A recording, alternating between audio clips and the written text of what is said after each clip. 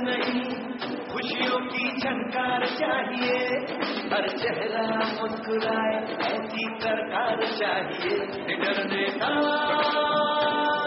चुनेंगे हम, फैसलों में हो जिसके दम।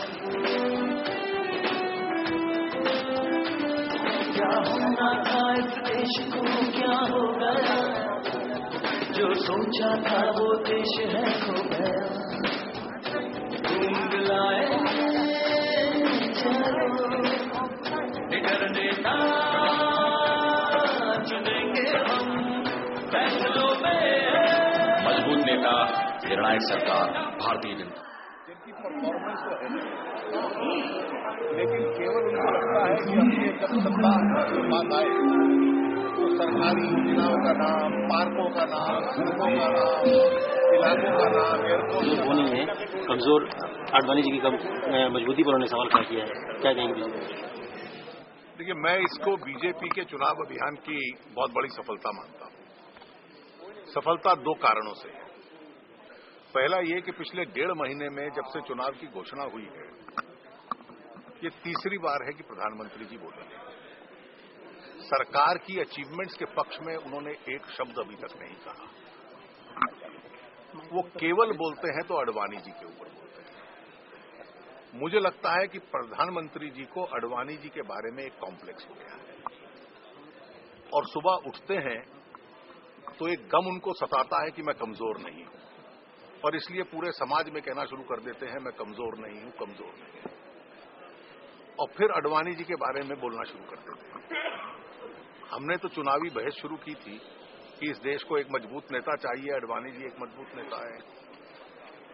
हमारा जो एजेंडा था वो सेट हो गया है। आज बहस हमारे एजेंडा पे हो रही है, और प्रधानमंत्री जी अपने आप को उस ट्रैप में डालकर सारे समाज को रोज कहते हैं मैं कमजोर नहीं। तो ठीक है, हमें इसकी कोई तकलीफ नहीं है, हमारे एजेंडा पे बहस हो रही है। दूसरा, कांग्रेस और यूपीए की सरकार की एक निराशाजनक परफॉर्मेंस रही, और इसलिए कोई पॉजिटिव नहीं है। इसलिए अडवाणी जी के संबंध में रोज बोल दो। अडवाणी जी इस चुनाव के सबसे ऊंचे नेता हैं, और अडवाणी जी को अगर सेंटर स्टेज पे कांग्रेस पुश करती जाएगी तो मुझे लगता है हमारा काम थोड़ा और सरल करती जाएगी। और अडवाणी जी आज इस चुनाव की सेंट्रल पर्सनालिटी बन गए हैं।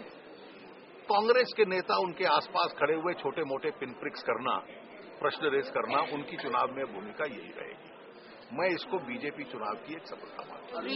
Teacher by profession, to please welcome the very gracious Srimati Najma Heptullah, former Deputy Speaker of the Rajya Sabha and presently member Rajya Sabha.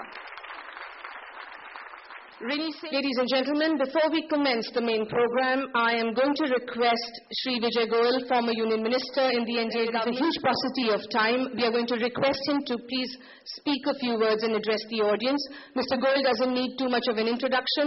Everybody knows him as the former Union Minister in the NDA government. He started his political career as a Delhi University student president way back in 1977-78. Ever since then, he has held various portfolios, and during the BJP's regime and otherwise. He is presently the National General Secretary of the BJP and the prospective candidate for the Lok Sabha elections 2009. Shri Vijay Goyal.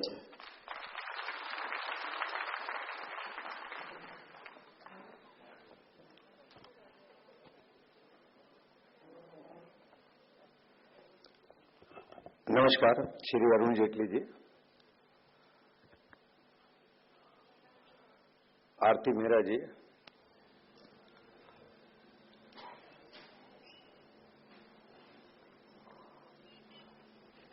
मैं खुद जब MCom में था, Shriram college of commerce से मैंने MCom कर रहा था। जब मैं इमरजेंसी लगी, लोगों ने मेरी बात का विश्वास किया और 3 बार के सांसद को हरा दिया।